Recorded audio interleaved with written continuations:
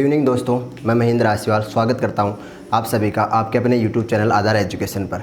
आज हम आपके लिए नया चैप्टर स्टार्ट करने जा रहे हैं एवरेज। एवरेज का मतलब क्या होगा? औसत।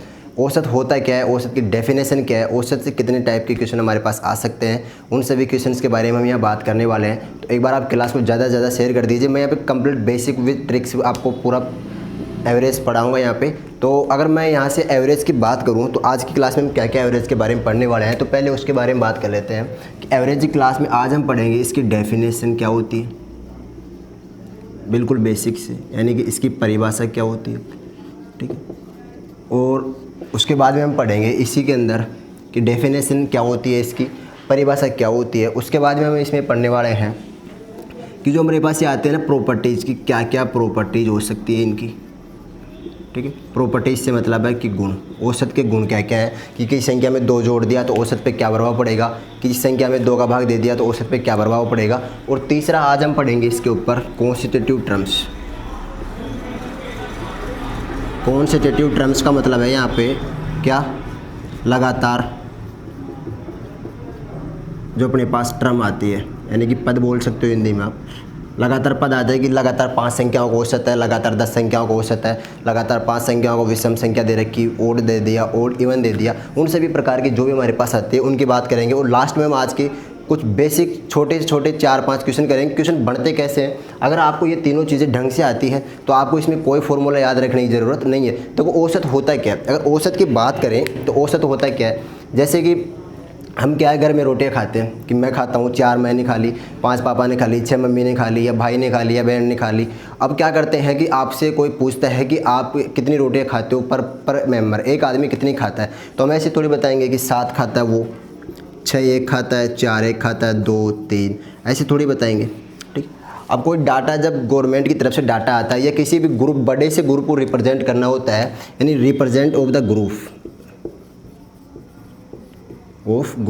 किसी भी बड़े ग्रुप को जब रिप्रेजेंट करना होता है तो उसलिए किसका यूज करते हैं, औसत का यूज करते हैं, यानी कि एवरेज का यूज करते हैं। जैसे मैंने बताया कि अभी घर में रोटियां बन रही है। अब ऐसे थोड़ी बताएंगे मम्मी 6 खाती है, पापा 7 खाते हैं, मैं 3 खाता हूँ। हम बताएंगे कि हमारे घर में लगभग एक मेंबर 5 रोटी खाता है या 3 रोटी खाता है। एवरेज बताएंगे, औसत यानी कि जो अनुमान बोल सकते हो साधारण भाषा में, कि जो अनुमान लगा के बताते हैं कि हमारे पास इतने खाता है, इतने खाता है, वही क्या होता है, हमारा औसत होता है। जैसे और इसके आगे बात करें, रिप्रेजेंट ऑफ द ग्रुप का मतलब है किसी बड़े डाटा को जब रिप्रेजेंट करना होता है कि हमारे पास, जैसे गाँव में अब निकालते हैं कि गाँव में इतने आदमी हैं, इतनी महिलाएँ हैं, तो उनमें औसत निकाले कि बताओ कि 13 से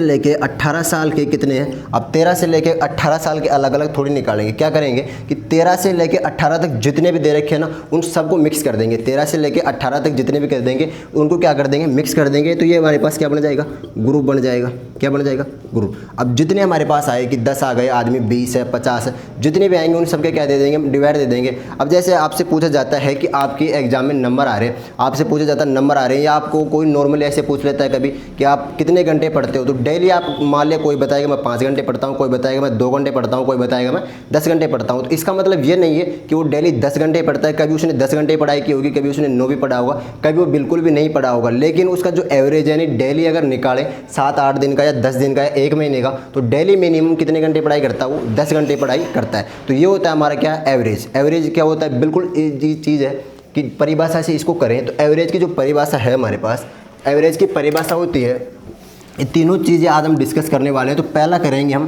कि डेफिनेशन क्या होती है, इसकी परिभाषा क्या होती है। मैं यहाँ पे कंप्लीट आपको बिल्कुल बेसिक से पढ़ाने वाला हूँ। एवरेज आपको चिंता करने की जरूरत नहीं है, एवरेज में से आपका कोई भी क्वेश्चन गलत नहीं होने वाला है। तो देखो यहाँ से डेफिनेशन क्या होगी, डेफिनेशन होगी इसकी सम ऑफ टर्म्स, हिंदी और इंग्लिश दोनों लिख दूंगा मैं, और यहाँ पे हो जाएंगे नंबर ऑफ टर्म्स, ठीक। सम ऑफ टर्म्स और नंबर ऑफ टर्म में इसका मतलब है, हिंदी में क्या लिखेंगे इसको, पदों की संख्या, पदों का योग। अब पदों को बोलते हो आप राशि, तो राशियों का योग बटा राशियों की संख्या। ये बचपन से पढ़ते आ रहे हैं हम ये फॉर्मूला कि राशियों का योग बटा राशियों की संख्या। कभी आपने पढ़ा होगा आंकड़ों का योग बटा आंकड़ों की संख्या, कुछ भी लिखा हो सकता है। नंबर ऑफ ऑब्जर्वेशन और सम ऑफ ऑब्जर्वेशन। ऑब्जर्वेशन का मतलब क्या होता है, निष्कर्ष। अब जैसे मैं बताऊं आपको कि नंबर है ना, कि आपसे कोई पूछता है, इसको एग्जांपल में लेके समझते हैं कि डेफिनेशन काम कहाँ आती है। मैंने आपसे पूछा कि आप डेली कितने घंटे पढ़ाई करते हो, तो आपने कहा सर मैं 5 घंटे पढ़ता हूँ डेली। कितने घंटे पढ़ते हैं? 5 घंटे। कितने घंटे पढ़ते हैं? 5 घंटे। अभी 5 घंटे आपने निकाले कहाँ से? तो मान लिया कि आपने पहले दिन 7 घंटे पढ़ाई की। कितने घंटे पढ़ाई की? उसके बाद में आपने 5 घंटे पढ़ाई की, उसके बाद में आपने 6 घंटे पढ़ाई की, उसके बाद में आपने 3 घंटे पढ़ाई की, और उसके बाद में आपने कितने घंटे पढ़ाई की? 4 घंटे। यानी पहले दिन आप 7 घंटे पढ़े, दूसरे दिन आपको टाइम कम मिला तो आपने 5 घंटे पढ़ाई की ओनली। उसके बाद में फिर से आपने 6 घंटे पढ़े, उसके बाद में आपने कितने घंटे पढ़े? 3 घंटे पढ़े। उसके बाद में आपने कितने घंटे पढ़ाई की? 4 घंटे पढ़ाई की। तो हम क्या करेंगे, अब देखो यहाँ पे आप 7 घंटे पढ़ रहे हो, यहाँ पे आप 5 घंटे पढ़ रहे हो, यहाँ पे आप 6 घंटे पढ़ रहे हो, यहाँ पे आप 3 घंटे पढ़ रहे हो, और यहाँ पे आप कितने घंटे पढ़ रहे हो? 4 घंटे। लेकिन आपने बताया कितना कि डेली सर मैं 5 घंटे पढ़ता हूँ, तो 5 घंटे आया कहाँ से? तो 5 घंटे क्या करेंगे, आपने 5 दिन तक अपनी स्टडी को ऑब्जर्व किया कि मैंने पहले 7 घंटे पढ़ाई की, फिर 5 घंटे पढ़ा, फिर 6 घंटे पढ़ा, फिर 3 घंटे पढ़ा, उसके बाद मैंने कितनी पढ़ाई की? 4 घंटे। तो आपने कितने दिन तक है? 1 2 3 4 और 5, तो सबको जोड़े तो 7 और 5 12, 12 और 6 18, 18 और 3 21 और 4 25। ये तो हो गए हमारे पास क्या? राशियों का योग। कि 5 दिन तक हमने पढ़ाई की, तो कितने घंटे टोटल कितना पढ़ लिया हमने? 5 दिन में हमने पढ़ाई की है कितना? 25 घंटे तक हम पढ़ चुके। कितने दिन पढ़े हमने? 5 घंटे पढ़े। तो 5 का भाग दे दिया जैसे ही, तो आ जाएगा हमारे पास आंसर क्या? 5 आवर। तो ये हमारा एवरेज आ गया कि मिनिमम हम 5 घंटा तो पढ़ते हैं डेली। 5 से 1-2 सेकंड ऊपर हो, या मिनट हो, या घंटे हमारे पास ऊपर हो सकते हैं। लेकिन कभी क्या होता है, मैं कम पढ़ सकता हूँ या ज़्यादा पढ़ सकता हूँ। लेकिन मेरा जो 5 दिन का स्कोर है ना, वो जाके लास्ट में कितना आएगा? 5 घंटे तो मैं पढ़ूंगा ही पढ़ूंगा। यानी 25 घंटे मेरे को कवर करने हैं 5 दिन के अंदर, तो हमारा औसत कितना आ जाएगा? 5 घंटे आ जाएगा। अब जैसे नॉर्मली क्वेश्चंस को कैसे करते हैं, सभी को जोड़ते हैं, 7 5 12 6 18 3 21 और 4 25। उसके बाद में किसका भाग देते हैं? 5 का भाग देते हैं। अब बड़ी संख्या आ जाती है, कभी कभी क्या होता है, जैसे आ गए 750 ऐसे लिखा हो सकता है, फिर 756 आ गए, फिर 802 आ गए, उसके बाद में फिर से 222 आ गए, 351 आ गई। अब अगर इनको जोड़ो, अगर ये सिर्फ ये क्वेश्चन हमारे पास एग्जाम में आ जाता है, 1-2 संख्या और लिखी हो सकती है यहाँ पे कि 750 हो गए, फिर यहाँ पे 778 हो गए, 851 हो गए। अब देखो संख्याएं कितनी हो गई? 1 2 3 4 5 6 7 और 8 संख्याएं हो गई। अगर ये क्वेश्चन एग्जाम में आता है, बिल्कुल सरल क्वेश्चन है, इनका सिर्फ क्या पूछा आपको कि एवरेज बताओ कि इनका एवरेज क्या होगा। अगर इस क्वेश्चन को आप करोगे, बिल्कुल इजी है, छोटे से बच्चा भी कर देगा इस क्वेश्चन को कि एवरेज निकालो। तो क्या करोगे? सबको जोड़ोगे, उसके बाद में किसका भाग दोगे? जितनी संख्या 1 2 3 4 5 6 7 और 8। तो कम से कम जोड़ने में और भाग देने में आपके मिनिमम 1 मिनट तो खराब हो ही जाएगी। और गलती से अगर जोड़ बाकी कभी गलत हो गया तो वो बात अलग है, लेकिन 1 मिनट खराब होगी। तो हम क्वेश्चन को ऐसे नहीं करेंगे कि राशियों का योग बटा राशियों की संख्या। उसके लिए शॉर्ट अप्रोच क्या होगी, उसके बारे में हम आज बात करने वाले हैं। क्वेश्चन को कैसे जल्दी करें कि 750 है, 756 है, 802 है, 222 है, 351, इनका शॉर्ट से अगर जल्दी से जल्दी फाइंड आउट करें तो क्या करेंगे। तो उसके लिए देखो एक चीज़ याद करो, जब हम 10th क्लास में थे तो 10th क्लास में मैंने पढ़ा क्या था? 10th क्लास में मैंने पढ़ा था माध्य, माध्यक और बहुलक। माध्य, माध्यक और बहुलक। जो माध्य पढ़ता है ना, वो तीनों ही होता है, माध्यक भी, माध्य भी और बहुलक। वो तीनों ही बेसिकली होते क्या है, हमारे पास औसत होते हैं। अब जो माध्य होता है, समांतर माध्य, वो छोटी अप्रोच होती है। उसके बाद में अगर माध्यक की बात करें तो उससे बड़ी अप्रोच होती है। उसके बाद में जो बहुलक आता है वो उससे बड़ी अप्रोच होती है। यानी नॉर्मल की बात करते हैं तो माध्य यूज लेते थे, उसके बाद में माध्यक आता था, उसके बाद में क्या आता था हमारे पास? बहुलक आता था। तो माध्यक में हमने एक चीज़ पढ़ी होती थी, माध्यक में क्या पढ़ा होता था कि जो बीचों बीच में ना, सबसे बीच में उसको ले लो, 4 इधर छोड़ दो, 4 इधर छोड़ दो। जो बीच वाला होता है ना, वही क्या होता है? हमारा माध्यक होता था। वही हमारा क्या होता था? माध्यक। कि कभी कभी क्या छोटे डाटा दे रखे थे तो माध्यक जब भी निकालना होता है, 9 संख्याएं दे दी कि 7 है, 5 है, 8 है, 4 है, 3 है, 2 है और 2 है, 6 लिख देते हैं। 1 2 3 4 5 6 और 7। अब मेरे को इसका माध्यक निकालना होगा। क्या निकालना होगा? माध्यक। तो क्या करेंगे, देखो सबसे पहले छोटी सी लिखेंगे ऐसे, 2 3, फिर लिखेंगे 4, फिर 5, फिर 6, फिर 7 और फिर 8। ये संख्याएं मैंने लिख दी। अब क्या करेंगे, बीचों बीच वाली संख्या देखो, 3 इधर से छोड़ दी, 3 इधर से छोड़ दी, तो ये हमारा क्या हो जाता था? एवरेज। ये क्या था? हमारा एवरेज। तो क्यों ना हम क्वेश्चंस को इसी हिसाब से करें। और भी ढंग से अगर एक चीज़ और आगे बढ़ता हूँ मैं इसमें, तो अगर आपको थोड़ा सा भी अगर आपको याद है तो देखो, माध्य जब निकाल देते आप 10th क्लास में, तो उसके बीच में एक टर्म आती थी हमारे पास, कल्पित माध्य। क्या आता था? कल्पित माध्य। थोड़ा बहुत नाम याद होगा उसका ओनली, कि कल्पित माध्य। और ये प्रश्नावलियाँ सबको पढ़ाई जाती ढंग से कि 5 नंबर का क्वेश्चन आएगा ही आएगा। कल्पित माध्य में एक टर्म होती थी हमारे पास, ए वाली।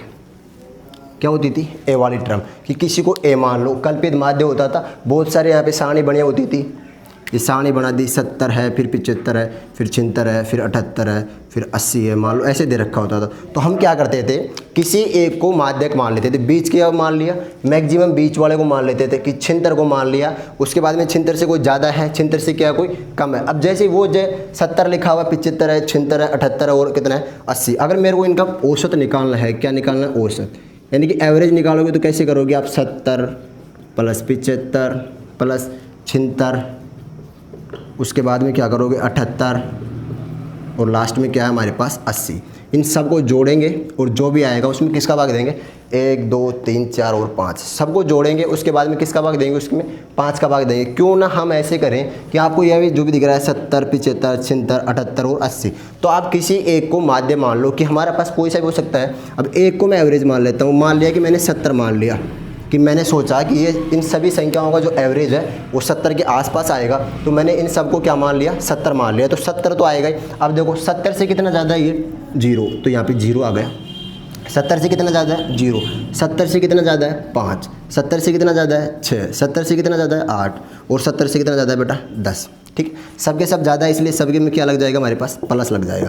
सब में क्या लग जाएगा, प्लस। तो देखो यहाँ पे 70 तो था ही हमारे पास, सबके सब प्लस में 6 और 5 11, 11 और 8 कितने हुए 19, 19 और 10 कितने हुए हमारे पास 29, तो यहाँ पे हो जाएगा प्लस 29। अब देखो 70 मैंने माना था कि 70 तो हमारे पास क्या होगा एवरेज, तो 70 को छोड़ देंगे, 70 से कितना ज़्यादा 5 ज़्यादा, 70 से कितना ज़्यादा 6 ज़्यादा और 70 से कितना ज़्यादा 8 ज़्यादा और 80 से कितना ज़्यादा, और 80 से कितना ज़्यादा हो रहा है 10 ज़्यादा हो रहा है। तो इनको जोड़ने पर 70 से कितनी ज़्यादा है हमारे पास 29 ज़्यादा एक्स्ट्रा में आ गए। तो क्या करेंगे, इसमें भाग ना देंगे, सिर्फ और सिर्फ इसमें भाग देना आपको कि 5 का भाग देंगे। जैसे इसमें 5 का भाग देंगे तो 70, तो ऐसे कैसे प्लस 5 का भाग दो इसमें 5 बार और 5.8, तो आंसर आएगा हमारा 75.8। कितना आ जाएगा 75.8। जब क्वेश्चन को ऐसे करेंगे, सबको सोल्व करके 5 का डिवाइड देंगे तो भी आंसर 75.8 ही आएगा, और अगर इस तरीके से करेंगे तो भी क्वेश्चन क्या आएगा 75.8 ही आएगा। अब यहाँ पे तो क्या था, सब ज़्यादा थे, सब क्या थे हमारे पास ज़्यादा। एक बार मैं थोड़ा कम लेके देख लेता हूँ।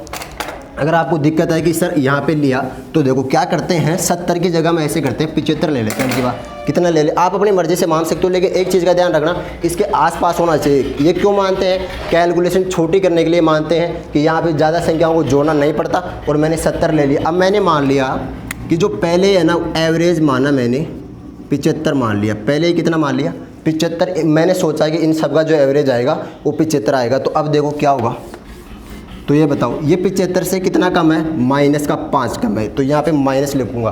75 से कितना 0 हो गया, 75 से ज़्यादा है कम है, ज़्यादा है 1, तो प्लस का 1 हुआ।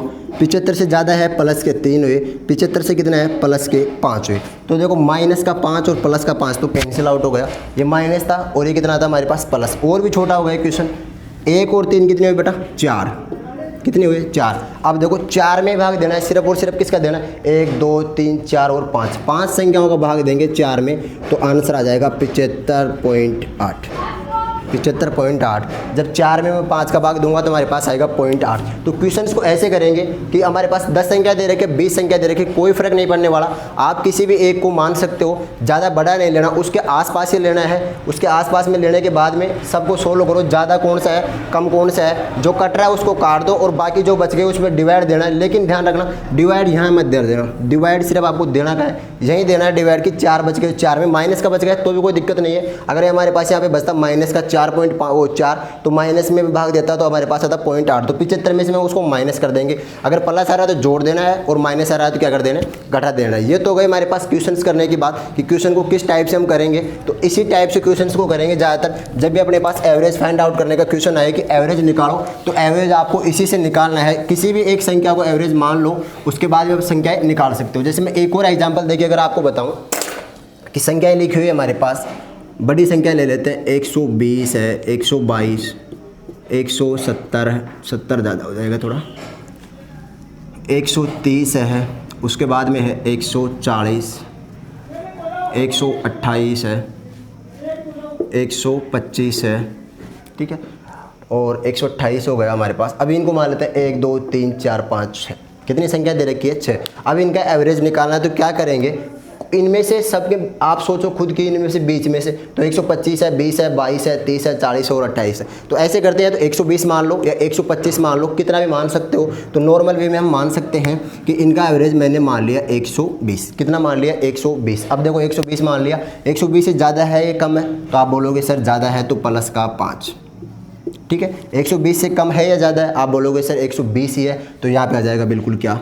0। अब ये कितना ज़्यादा है बेटा? 2 ज़्यादा है तो प्लस का 2। ये कितना ज़्यादा है हमारे पास? 10 ज़्यादा है। ये कितना ज़्यादा है हमारे पास? 20 ज़्यादा है। और ये कितना ज़्यादा है हमारे पास? 8 ज़्यादा है। तो देखो इन सबको जोड़ेंगे, 5 और 2 7, 5 और 2 7 और 17 और हमारे पास हो जाएंगे 37। 37 और 8 कितने होते हैं हमारे पास? 45। कितने होते हैं? 45। तो 45 में किसका भाग दोगे आप? देखो 1 2 3 4 5 और 6 का भाग देंगे जैसे, तो आंसर आ जाएगा जो भी होगा। अब इसी को क्या करें कि 45 को भी और छोटा कर ले। ये अगर आपने एक बार कर लिया क्वेश्चन तो आपको एग्जाम में दोबारा नहीं करना कि मैं यहाँ पे 120 की जगह 25 मारूँ, टाइम वेस्ट नहीं करना। अगर 45 आ गया तो आपको 6 से डिवाइड करना। मैं सिर्फ आपको ये बता रहा हूँ कि आपको बिल्कुल सिंपल वाली एक संख्या लेनी है। 6 संख्या दे रही है तो सबसे पहले ये ढूंढने की कोशिश करो कि संख्या आसपास किसके है। तो 120 आ गया, 25 आ गया। अब देखो इनकी बात करें तो यहाँ पे जैसे भाग देंगे मेरे पास आंसर आ जाएगा कि 6 7 42। मैं यहाँ पे निकाल देता हूँ एक बार। 120 तो आ गया, 6 का भाग देंगे तो 7 बार जाएगा, 3 बचेंगे हमारे पास, तो यहाँ पे 5, तो 127.5 ये हमारा एवरेज आ जाएगा। ये क्या आ जाएगा हमारे पास? एवरेज आ जाएगा। तो ऐसे करते हैं कि संख्याएं और कम मान लेते हैं। अब 130 मान ले तो क्या होगा? देखो अगर मैंने माना कि एवरेज 130 होगा तो एवरेज 130 होने के लिए संख्याएं लिख लेता हूँ मैं वापस एक बार। 125 थी, 120 थी, 122 संख्या, 130, 140 और 128। अब क्या किया हमने कि जो एवरेज था उस एवरेज को मान लिया मैंने 130। एवरेज कितना माना? 130। तो देखो 130 से ज़्यादा है या कम है? तो आप बोलोगे 130 से 5 कम, तो माइनस का 5 लिख दिया। 130 से कितना कम? माइनस का 10 कम। 130 से कितना कम? माइनस का 8 कम। 130 0 आ जाएगा, 140 प्लस का 10, 128 तो कितना है? माइनस का 2 है। माइनस का क्या है? 2। यानी ज़्यादा है तो प्लस करना है, कम है तो माइनस करना है। आपको खुद डिसाइड करना है। ये किसी के ऊपर नहीं दे रखा कि 130 ही मानो, 25 मान सकते हो, 25 मानो, 26 मानो, 27 मानो, 28 मानो, लेकिन संख्या ऐसी मानना कि आसानी से उनका डिवाइड कर सको या गुणा कर सको। अब देखो जो कट रहा है ना उसको तो काट देंगे। यहाँ पे माइनस का 8 है और माइनस का 2 है, तो माइनस का 8 और देखो माइनस 10 से तो ये प्लस के 10 कैंसिल आउट हो गए हमारे पास। माइनस का 10 था, प्लस का 10 था, कैलकुलेशन बिल्कुल छोटी हो जाएगी। माइनस 10 से प्लस 10 क्या हो गया? कैंसिल आउट हो गया। अब देखो यहाँ पे माइनस माइनस बचे सब, माइनस का 5, माइनस का 8 और माइनस का 2। 8 और 5 13 और 2 15, यानी कि माइनस के कितने बच गए हमारे पास? 15 बच गए। अब माइनस के 15 बचे, 1 2 3 4 5 और 6, संख्याएं कितनी थी हमारे पास? 6। अब देखो माइनस आ गया। ऊपर वाले क्वेश्चन में क्या था? प्लस था, लेकिन यहाँ क्या हुआ? माइनस हो गया। लेकिन आंसर ये आएगा। अगर आप 150 मानो, 2000 मानोगे तो भी आंसर ये आएगा। लेकिन कैलकुलेशन छोटी करने के लिए ये मानते हैं कि 120 मान लिया, 130 मान लिया। जैसे इसमें 6 का डिवाइड देंगे तो देखो 6 का डिवाइड देने पर 130, तो ऐसे कैसे? 6 का डिवाइड दूँ तो 2 और फिर हमारे पास बच जाएंगे 3, तो 2.5। अगर मैं 130 में से 2.5 माइनस करूंगा तो बताओ आंसर क्या आएगा? तो आप बोलोगे 127.5। कितना जाएगा? 127.5। आंसर इससे भी आया, आंसर इससे भी आया। अगर आप इसको जोड़ोगे कि 125 प्लस 120, 122, 130, 140 प्लस 128, सबको जोड़ के 5 का डिवाइड दोगे तो भी आंसर वही आएगा। और अगर ऐसे करोगे तो भी आंसर वही आएगा। उसमें कोई चिंता की बात नहीं कि आंसर अलग आएगा, आंसर सेम आएगा। लेकिन एक चीज़ का ध्यान रखना, अभी आपको लग रहा होगा कि बड़ा मेथड, लेकिन बिल्कुल शॉर्ट है। ऊपर ही काट दो, जो कट रहा है ऊपर काटो, उसके बाद में सीधा सीधा क्या दो? आप डिवाइड दो। तो उम्मीद है ये वाली चीज़ आपको समझ में आई होगी। इसी तरह के मैं क्वेश्चन तो है नहीं, बहुत कम आते हैं एग्जाम में। औसत निकालो, औसत निकालने वाले क्वेश्चन कभी नहीं आते, लेकिन जब क्वेश्चन कर रहे होते तब हमें ये चीज़ काम आ जाती है बीच में कि ज़्यादा दे रखे हैं, कम दे रखे हैं। तो उनके लिए क्या करेंगे? एक औसत मान लेंगे, कोई सा भी, अपनी मर्जी से मान सकते हो आप कोई सा भी। तो अब अगर आगे बात करें, ये तो हो गई इसकी परिभाषा की बात कि क्वेश्चन सोल्व कैसे करेंगे। परिभाषा आपको समझ में आई होगी कि sum of observation divided by number of observation, यानी जितने आपने देखा, यानी कि जितने देखा हो सकता है, प्रेक्षण बोल सकते हो, हमारे पास पदों की संख्या बोल सकते हो, राशियों का योग बोलो, कुछ ही बोलो, राशियाँ बोलो, आंकड़े बोलो, ऑब्जर्वेशन बोलो, प्रेक्षण बोलो, एग्जाम बोलो, कुछ भी बोलो, उससे कोई फर्क नहीं पड़ने वाला। लेकिन लास्ट में जाके क्या निकालना है? हमें औसत निकालना। जो आपकी भाषा में समझ में आता है वो बोल सकते हो आप, ठीक है। तो आगे चलते हैं। आगे अगर इनकी प्रॉपर्टीज़ की बात करें कि इनके गुण क्या हो सकते हैं।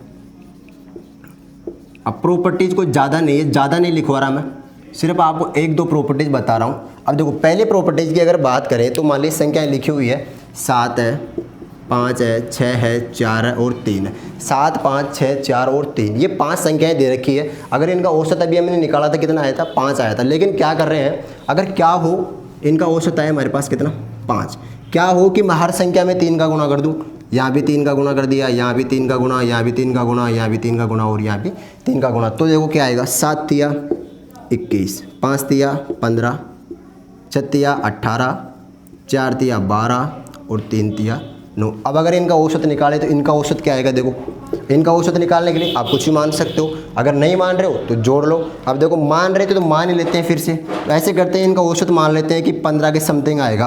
तो क्या करते हैं, 15 मान लिए मैंने। अब बताओ 15 से ज़्यादा है या कम है, 15 से ज़्यादा है, कितना, प्लस का 6, 15 के बराबर तो 0, 15 से कितना ज़्यादा, प्लस का 3, 15 से कितना कम है तो आप बोलोगे -3 कम, 15 से कितना कम है, माइनस का 6।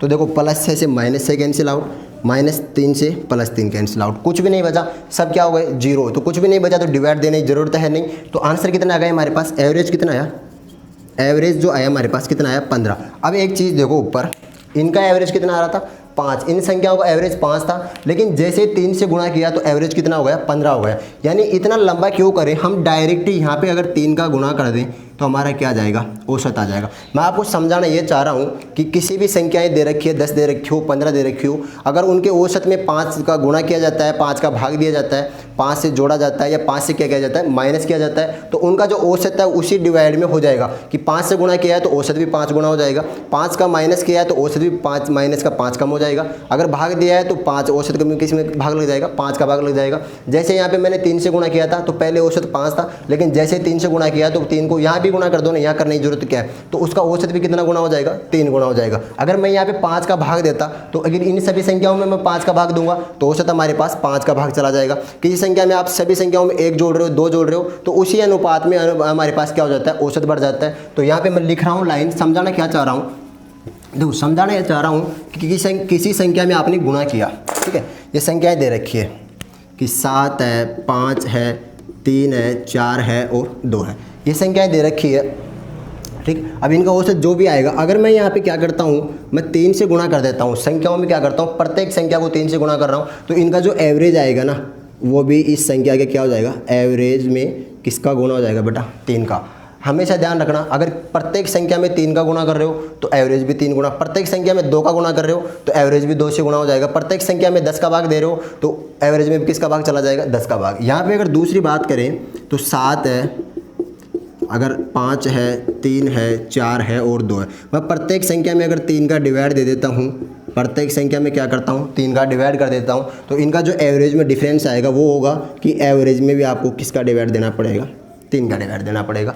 प्रत्येक संख्या में अगर 3 का भाग दिया तो एवरेज में भी 3 का भाग चला जाएगा। अगर आगे बात करें तीसरे नंबर की, तो अगर मैं प्रत्येक संख्या में क्या करता हूँ, प्रत्येक संख्या में अगर मैं +3 कर देता हूँ, 5 + 3, 3 + 3, 4 + 3, उसके बाद में लास्ट में 2 + 3, तो बताओ एवरेज में जो प्रॉब्लम आएगी लास्ट में जाके वो क्या आएगी, अब तक क्या किया, 3 तक गुणा किया तो 3 गुना, 3 का भाग दिया तो 3 का भाग चला गया, लेकिन यहाँ क्या होगा, जो एवरेज होगा ना उस एवरेज में 3 ज़्यादा हो जाएगा हमारे पास, एवरेज में कितना ज़्यादा हो जाएगा, 3 ज़्यादा हो जाएगा। ऐसे कैसे लास्ट वाली चीज़ हो रहा है कि अगर किसी संख्या माइनस कर रहे हो, जैसे कि 7 - 3, 5 - 3, 3 - 3, 4 - 3 और 2 - 3, तो जो एवरेज में डिफरेंस आएगा वो एवरेज भी -3 हो जाएगा, ठीक है। जैसे कैसे हो जाएगा, मान लो इसका एवरेज 5 था, इन संख्याओं का सभी का क्या होगा, एवरेज बराबर आने वाला है कि 7, 5, 3, 4 और 2, जो भी एवरेज आएगा, यहाँ पे संख्या चेंज हो गई एक तो कोई दिक्कत नहीं है, एवरेज कम भी हो सकता हो, ज़्यादा भी हो सकता है। अब निकाल लेते हैं एक बार एवरेज कि 7 है, 5 है, 7 और 5 12, 12 और 3 15, 15 और 4 19 और 2 21, 21 में जैसे 5 का भाग दोगे आप तो 5 पॉइंट कितने जाएंगे हमारे पास, तो 4 पॉइंट कितने जाएंगे, 5 कितने जाएंगे, 4.5। 7, 5, 3, 4 और 2 जैसे इनका भाग देंगे तो क्या हुआ, जैसे इनके संख्या दे रखी थी पहले 7, 5, 3, 4 और 2, इसकी जगह मैं 6 कर देता हूँ तो दिक्कत नहीं आएगी आपको, कि 6 का करते आ रहे थे तो 6 जोड़ दिया, 6 का करते आ रहे थे 6 जोड़ दिया, ठीक है। अब देखो क्या हुआ, इनका एवरेज 5 था, अब 5 तो था लेकिन जैसे 3 से गुणा किया तो एवरेज भी किससे गुणा हो गया, 3 से, यानी कि 15 हो जाएगा। इनका भी एवरेज 5 था, मैंने 3 का भाग दिया तो एवरेज क्या हो जाएगा बताओ, 5/3। एवरेज कितना हो जाएगा 5/3। इन सभी का भी एवरेज 5 था, लेकिन 3 जोड़ दिया तो एवरेज में भी 3 जुड़ेंगे क्या, तो नया एवरेज क्या हो जाएगा हमारे पास 5 और 3 8। लास्ट में क्या हुआ, तीनों संख्याओं में माइनस कर दिया, तो बताओ एवरेज पे क्या होगा। तो आप बोलोगे कि 5 में से क्या हो जाएंगे, माइनस के 3 हो जाएंगे, कि 5 में से क्या हो गए, माइनस के 3 हो गए। तो यहाँ देखो, अगर किसी संख्या में गुणा कर रहे हो तो एवरेज को भी गुणा कर देना है, भाग दे रहे हो तो भाग चला जाएगा, प्लस कर रहे हो तो प्लस और माइनस कर रहे हो तो माइनस। ये होती है इसकी बेसिक प्रॉपर्टीज, जो क्वेश्चन में बार बार काम आती है कि किसी संख्या में 3 का गुणा। अब क्वेश्चन में देखो कहाँ काम आती है, जैसे क्वेश्चन में यहाँ पे काम आ गई, मान लो कि 10 आदमियों का औसत था 50 साल। कितना था, 10 आदमियों का औसत था 50 साल। किसी 10 आदमी थे, उनकी औसत उम्र का कितना था हमारे पास, एवरेज 50 साल था। 10 साल बाद में एज क्या होगी, तो 10 साल का मतलब है कि 10 जोड़ना है सब में। अब अगर कोई आदमी पहले 49 साल का था तो 10 साल बाद में 59 का हो जाएगा। कोई आदमी 50 का था तो 10 साल बाद में कितना हो जाएगा, 60 साल का हो जाएगा। यानी कि अगर मैं हर आदमी में 10-10 साल जोड़ूंगा तो बताओ 10 साल के बाद में आफ्टर 10 ईयर्स उनका जो एवरेज होगा वो कितना हो जाएगा, 60 होगा क्या। क्यों, आपकी सबकी उम्र 10-10 साल बढ़ जाएगी, तो डायरेक्ट एवरेज की बढ़ा दो आप, तो आपको यहाँ पे जोड़ने की जरूरत नहीं रहेगी। आप डायरेक्ट ही 50 से कितना जा सकते हो, 60 जा सकते हो।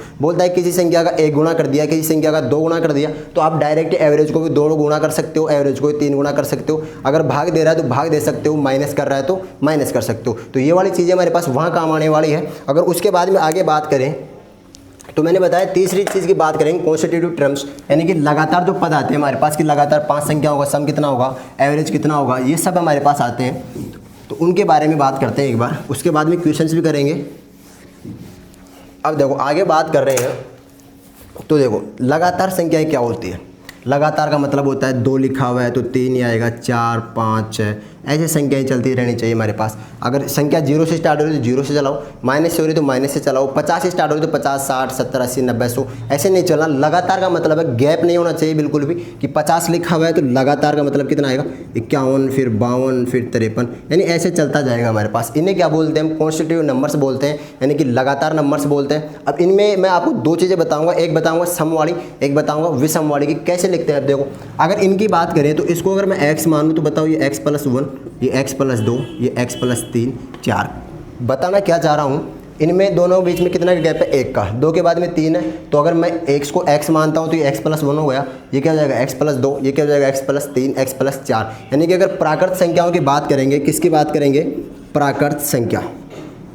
ठीक है, अब लगातार बात कर रहे हैं कॉन्स्टिट्यूटिव नंबर्स, तो लगातार संख्याएं कैसे लिखेंगे, क्या फाइंड आउट करेंगे, उनके बारे में बात कर रहे हैं। तो अगर प्राकृत संख्याओं की बात करें तो देखो प्राकृत संख्याएं लगातार x होगी, उसके बाद में x+1 होगा, उसके बाद में x+2 होगा, x+3 होगा, और इसी तरह वो चलती रहेगी। ठीक है, यानी सब में एक एक अंतर होता है तो हम एक एक जोड़ते हुए चलेंगे, कि 2 के बाद में 3 आता है, 4 आता है, 5 आता है, उनके सब में बीच में अंतर कितना होता है हमारे पास, 1 का होता है। तो यहाँ भी एक एक जोड़ते चलना है, x माना तो 1 2 3 4 5 हमारे पास ऐसे चलती जाएगी।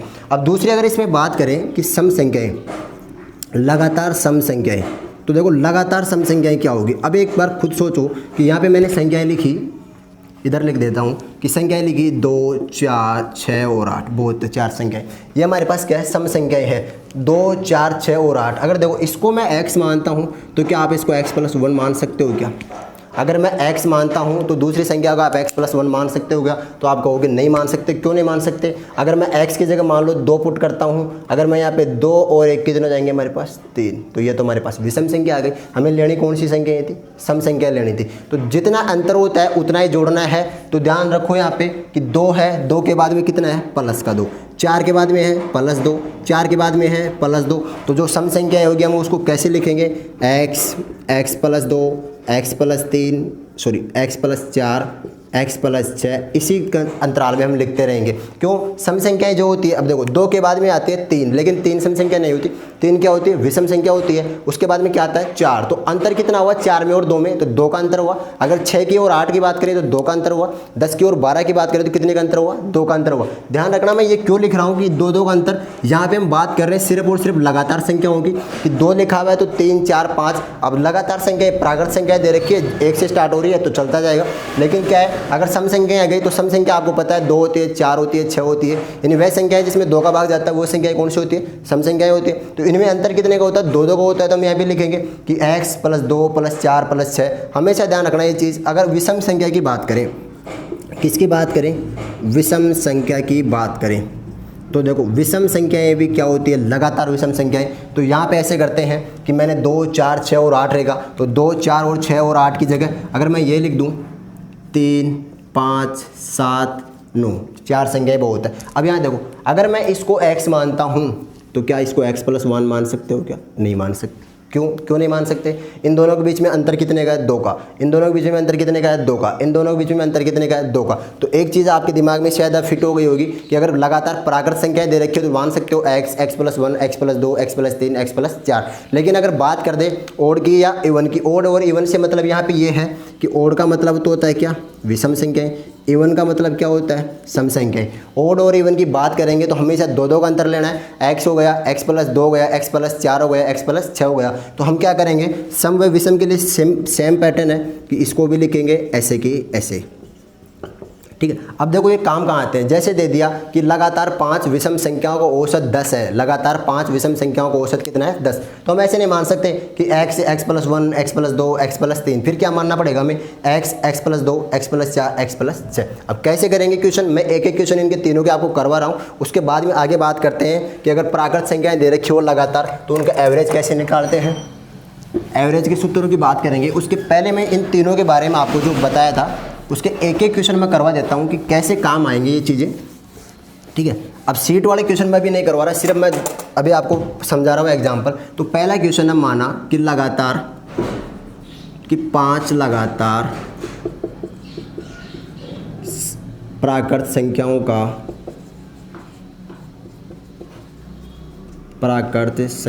का जो एवरेज है हमारे पास वो है 10। कितना है? 10। तो बड़ी संख्या ज्ञात करो, बड़ी संख्या ज्ञात करो। तो बड़ी संख्या ज्ञात करेंगे, देखो कैसे बड़ी संख्या ज्ञात करेंगे कि 5 लगातार प्राकृत संख्याओं का एवरेज हमारे पास यानी औसत 10 दे रखा है, तो बड़ी संख्या ज्ञात करो। अब लगातार दे रखा है, देखो तो क्या करेंगे, x माना, दूसरी हो जाएगी हमारे पास क्या? x+1, तीसरी क्या जाएगी? x+2, उसके बाद में x+3, 1, 2, 3, 4 और ये 5 बराबर कितना जाएगा? 10।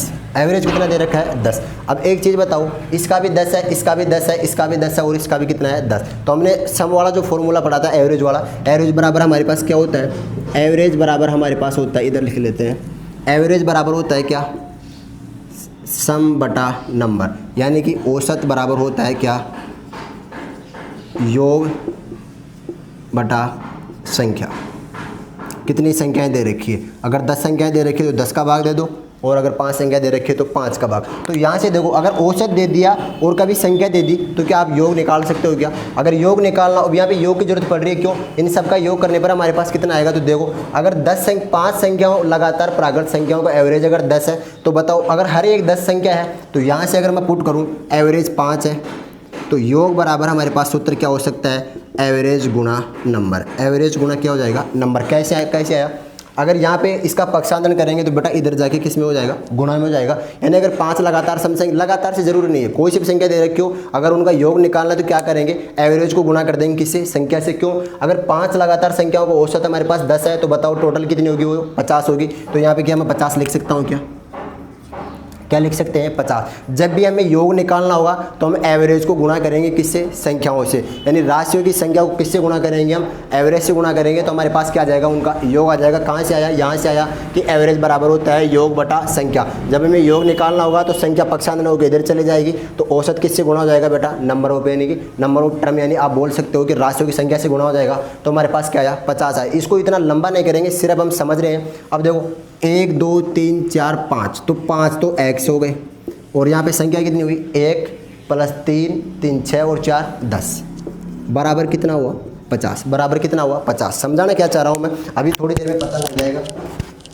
तो मैं समझाना ये चाह रहा हूँ आपको कि देखो 5, 1, 2, 3, 4, 5, तो 5x हुआ, 10 हुआ यहाँ पे। अब लगातार संख्या दे रखी है, जैसे 10 इधर जाएगा तो क्या हो जाएगा? 5x बराबर बचेगा हमारे पास कितना? 40। पक्षांतरण होकर माइनस चला जाएगा तो x का मान बताओ यहाँ से। तो आप बोलोगे सर x बराबर आया हमारे पास कितना? 8। तो छोटी संख्या कितनी आ गई? 8। अब बड़ी से बड़ी संख्या पूछा है तो बड़ी से बड़ी संख्या कहती है हमारे पास x प्लस 4। तो x में 8 में जैसे मैं 4 जोड़ूंगा तो आंसर कितना आ जाएगा हमारे पास 12 आ जाएगा। ये था हमारे पास बचपन में करने का क्वेश्चन, छठी सातवीं आठवीं क्लास में पढ़ते थे तो हमारे को इसी पैटर्न से क्वेश्चन करना होता था कि जितने भी संख्या दे रखे योग बराबर लिखो, 5x हुआ 10 इधर जाएगा तो 40 बचे, 40 में जैसे 5 का डिवाइड देंगे तो हमारे पास कितना आ जाएगा 12 आ जाएगा। अब अगर इस तरीके से अगर एग्जाम में क्वेश्चन करेंगे तो टाइम वेस्ट बहुत ही ज़्यादा खराब हो जाएगा। तो उसको बचाने के लिए तो हम पढ़ रहे हैं यहाँ पे एवरेज। तो देखो करेंगे क्या,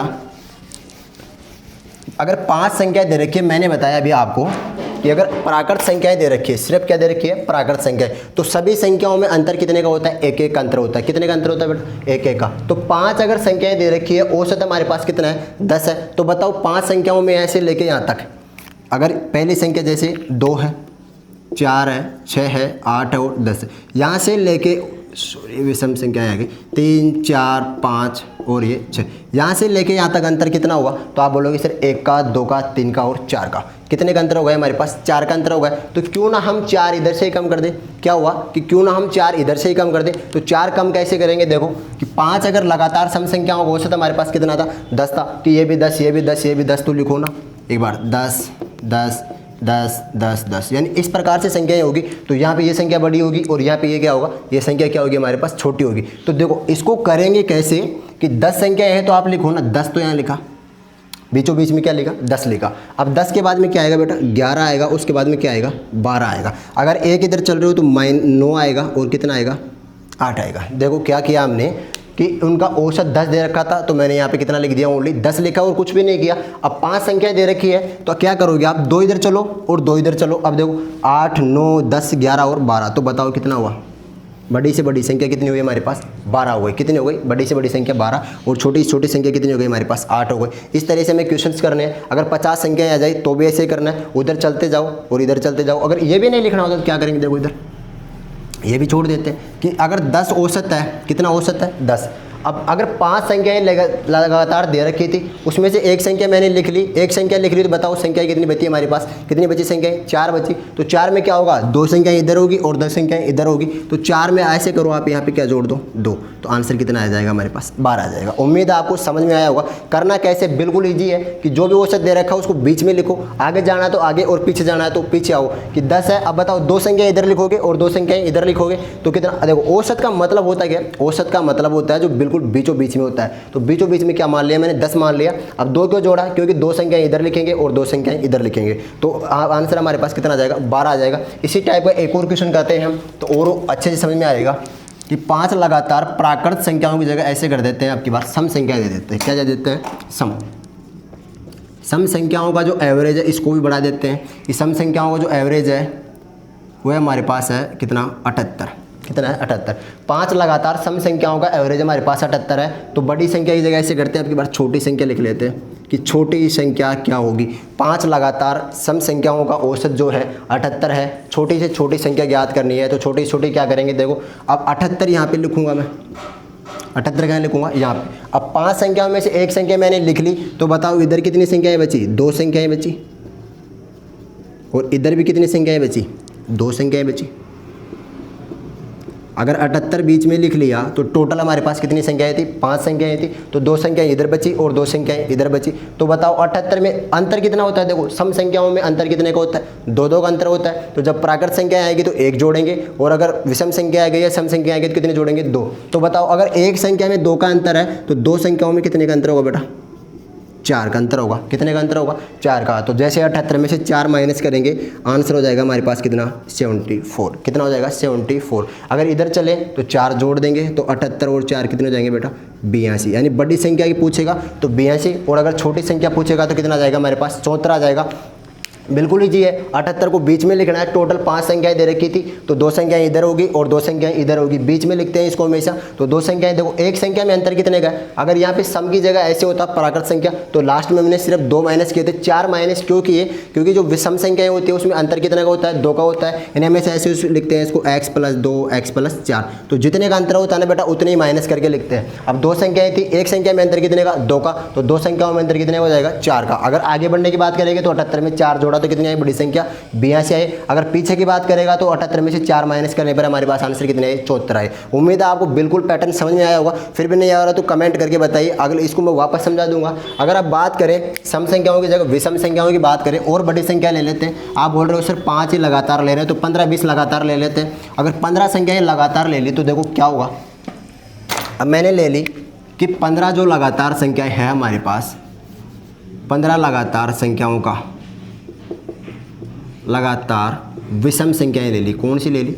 विषम संख्याओं का जो औसत है वो 778 है।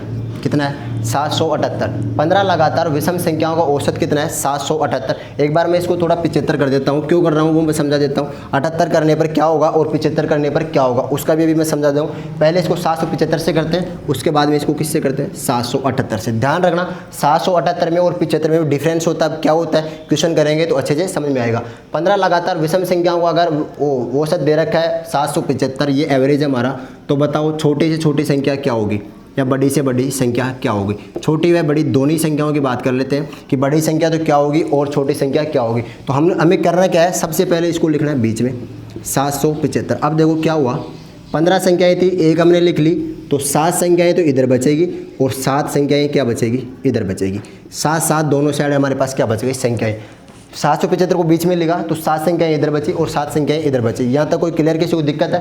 तो 7 संख्याएं बची। अब देखो विषम संख्या दे रखी है तो बताओ विषम संख्याओं में अंतर कितने का होता है? आप बोलोगे सर 2 का अंतर होता है। तो 7 को जैसे 2 से गुणा करेंगे और 7 को किससे गुणा करेंगे बेटा? 2 से।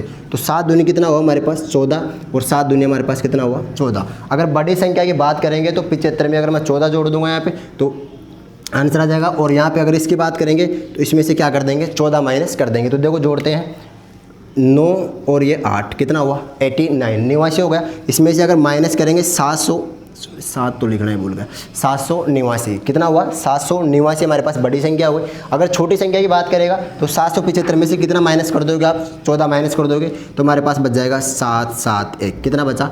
771 यानी कि 771। तो देखो कभी भी हमारे पास आए कि 775 दिया हुआ है, कुछ भी हो सकता है, यहाँ पे कोई दिक्कत नहीं है। लेकिन एक चीज़ का आप विशेष ध्यान रखना कि अगर विषम संख्याएं दे रखी है तो यहाँ पे अगर विषम संख्या लिखी हुई है तो आपके लिए बेटर है। अगर गलती से यहाँ पे सम संख्या आ गई तो उसको कैसे करेंगे वो मैं बता रहा हूँ आपके। लेकिन एक चीज़ का ध्यान रखना, अगर विषम दिया हुआ है और विषम ही सामने दिया हुआ है तो आप इसको यही पैटर्न यूज करना है, बिल्कुल कोई कन्फ्यूजन नहीं लेना है। लेकिन अगर यहाँ पे विषम संख्या दे दी और यहाँ पे दे दिया क्या? 778 दे दिया। सम संख्या दे दी कि 5 लगातार सम संख्या का औसत 778 है, तो बताओ कैसे करेंगे? तो उसको कैसे करेंगे, देखो इसको तो एक बार इरेज कर रहा हूं मैं, आगे चलते हैं। अब एक बार इसको 778 की जगह मैं छोटी संख्या लेके बताता हूं आपको तो ज़्यादा बेटर समझ में आएगा। 778 भी करेंगे कि मान लिया 10 लगातार 11 लगातार विषम संख्याओं का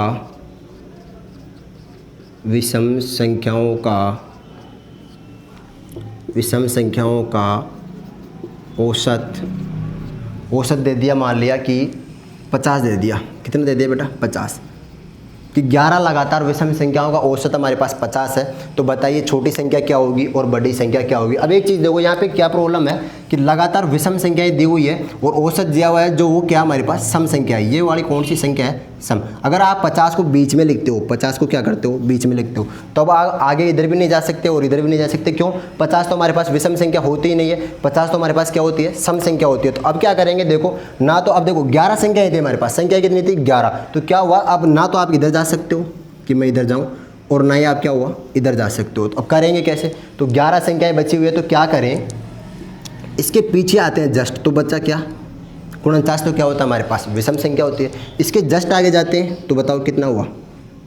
51 हुआ। कितना हुआ? 51। अब देखो औसत कितना था? 50। लेकिन अगर बात कर रहा है कि लगातार विषम संख्या होगी तो 50 तो विषम संख्या होता नहीं है, तो आप कहोगे कि सर 49 तो विषम संख्या होता है और यहाँ भी 51 भी क्या होता है? विषम संख्या होती है। अब देखो अगर बड़ी से बड़ी संख्या पूछा है, अब यहाँ पे एक चीज़ और आएगी, 11 संख्याएं थी हमारे पास, मैंने एक संख्या यहाँ ले ली, एक संख्या यहाँ ले ली, संख्याएं कितनी बची हमारे पास?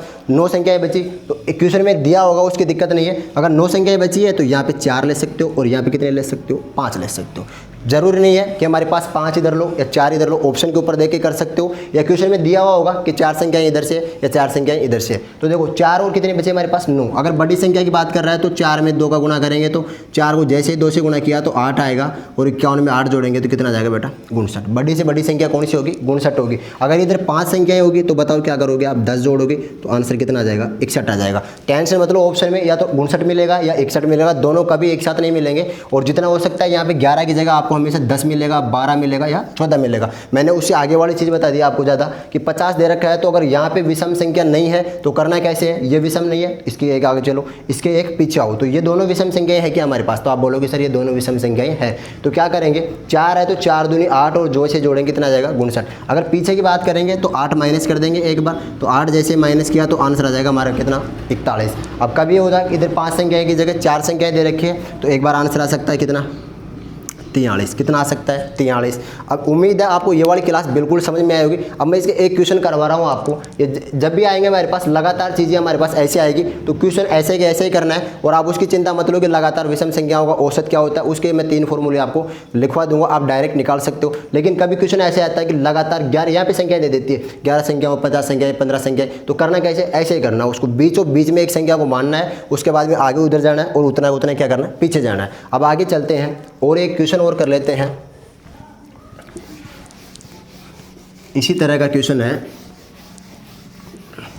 क्वेश्चन करवाने से पहले मैं आपको एक बार फॉर्मूले लिखवा देता हूँ थोड़े, ठीक है। 3 फॉर्मूले, ज़्यादा नहीं है, कि देखो तीनों फॉर्मूले कैसे लगातार संख्याओं से संबंधित है, इसलिए इसके बीच में ही लिखवा देते हैं। लगातार संख्याओं से संबंधित कुछ फॉर्मूले हैं। अब देखो लगातार कितने बताए मैंने संख्याएं आपको, एक तो सम संख्या, एक विषम संख्या और एक हमारे पास प्राकृत संख्या। अब देखो प्राकृत संख्या है तो लगातार जगह ऐसे लिख लेता हूँ n, कुछ भी हो सकता है n का मतलब बड़ी से बड़ी संख्या ले सकते हो, जितना है n का मान कुछ भी हो सकता है हमारे पास। तो n प्राकृत संख्याओं का औसत, n प्राकृत संख्याओं का औसत या एवरेज। दूसरा यहाँ पे लिखेंगे हम n सम संख्याओं का औसत, n सम संख्याओं का औसत। और तीसरा यहाँ पे लिखेंगे हम n विषम संख्याओं का औसत, n विषम संख्याओं का औसत। ये 3 फॉर्मूले हैं हमारे पास कि n सम संख्याओं का औसत क्या होगा, विषम संख्याओं का औसत क्या होगा, और उसके बाद भी प्राकृत संख्याओं का औसत क्या होगा। तो अगर प्राकृत संख्याओं के औसत की बात करें तो प्राकृत संख्याओं का औसत हमेशा होगा n+1/2, और अगर इसकी बात करें तो सिर्फ आपको n+1 लिखना है, और अगर इसकी बात करें तो ओनली क्या लिखना है n लिखना है। क्या लिखना है हमारे पास n लिखना है। तो देखो पहली संख्या थी n प्राकृत संख्याओं का औसत हो जाएगा n+1/2, n सम संख्याओं का औसत हो जाएगा हमारे पास n+1, और n विषम संख्याओं का औसत हो जाएगा हमारे पास n का मतलब है कोई सी संख्या हो जाएगी कि जैसे 1 से लेके दे दिया 100 तक, 1 से लेकर क्या दे दिया 100 तक, 1 से लेके 100 तक बताओ सम प्राकृत संख्याओं का औसत क्या होगा। तो n की जगह क्या पुट करोगे आप 100 पुट करोगे, तो 100 + 1/2 यानी कि आपका आंसर आ जाएगा 101/2 यानी 50.5। अगर यहाँ पे दे दिया कि n सम संख्याओं का एवरेज क्या होगा, तो देखो सम संख्याओं का एवरेज पूछा है तो 1 से लेकर 100 तक है, तो n की जगह क्या रखोगे आप 100 रखोगे, तो 100 + 1 कितना हो जाएगा हमारे पास 101। आगे पूछा है कि n विषम संख्याओं का एवरेज क्या होगा, तो n विषम संख्याओं का एवरेज क्या होगा 100 हो जाएगा। अब 100 हो जाएगा, देखो यहाँ पे 100 हुआ या नहीं हुआ, ठीक है। आगे चल रहे हैं, इसको मैं उठा रहा हूँ 1 मिनट ऊपर वाले को। n प्राकृत संख्याओं को n की है। अब पूछा है क्वेश्चन, ठीक है, इन दोनों के बारे में बता रहा हूँ मैं आपको सिर्फ कि n सम संख्याओं का 1 से लेके 100 तक दिया हुआ है कि 1 से लेके 100 तक सभी प्राकृत संख्याओं के। तो आप प्राकृत संख्याएं देखो 1 भी होती है, 2 भी होती है, 3 भी होती है, 4 भी होती है, सभी हमारे पास क्या होती है प्राकृत संख्याएं होती है। अब यहाँ पे क्या दिया हुआ है कि सम संख्याओं का एवरेज। तो देखो सम 1 से लेके, पहले आप ये फाइंड आउट करो कि 1 से लेके 100 तक में हमारे पास सम संख्याएं कितनी होती है। तो सम संख्याएं 1 भी नहीं होती, 2 होता है, 4 होता है, 6 होता है, 8 होता है, 10 होता है, और चलते जाना है कितने तक 100 तक। तो 2 से लेके 100 तक हमारे पास कितनी संख्याएं हुई, तो आप बोलोगे सर 50 संख्याएं हुई। कितनी हुई 50 संख्याएं। तो बताओ हमारे पास एवरेज कितना हुआ। n की जगह 100 नहीं रखना, n की जगह क्या नहीं रखना 100 नहीं रखना। अगर प्राकृत संख्या आ गई तो 100 रख सकते हो, लेकिन क्या है 1 से लेके 100 तक सम संख्याएं दे दी। तो पहले तो ये फाइंड आउट करो कि 1 से लेके 100 तक हमारे पास सम संख्याएं होती कितनी है। तो आप बोलोगे सर सम संख्याएं होती है हमारे पास कितनी 50 संख्याएं होती है। तो 50 यहाँ पे जैसे ही रखेंगे तो 50 + 1 कितना हो जाएगा हमारे पास 51 हो जाएगा। अगर यहाँ से बात करें यहाँ से कि विषम संख्याओं का क्या होगा, तो 1 से लेके 100 तक विषम संख्याएं, 1 से लेके 100 तक। तो 1 से लेके 100 तक विषम संख्या का औसत क्या होगा? तो पहले तो ये पता करो कि 1 से लेके 100 तक विषम संख्याएं होती कितनी है। तो 1 से लेके देखो 1 होता है, यहाँ पे 2 से स्टार्ट किया था, क्यों 1 नहीं होता, लेकिन यहाँ से कहाँ से स्टार्ट करेंगे? 1 से। तो 1 भी होता है, 3 भी होता है, 5 होता है, 7 होता है, 9 होता है, 11 होता है। अगर यहाँ तक चलते जाएंगे तो 100 नहीं होता, तो 100 से आगे नहीं जाना, क्यों 100 तक पूछा है, तो 100 से पीछे आओ। तो 100 से पीछे आने पर कितना जाएगा मेरे पास? 99।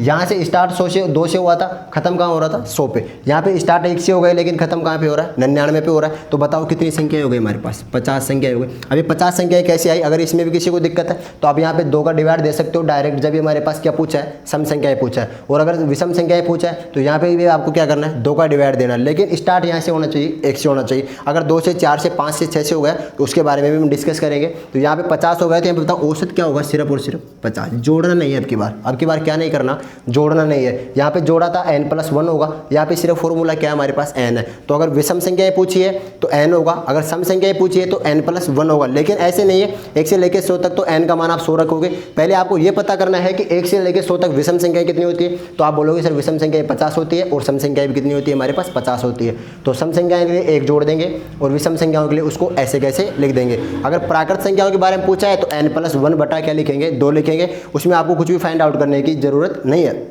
बाकी मिलते हैं नेक्स्ट क्लास में।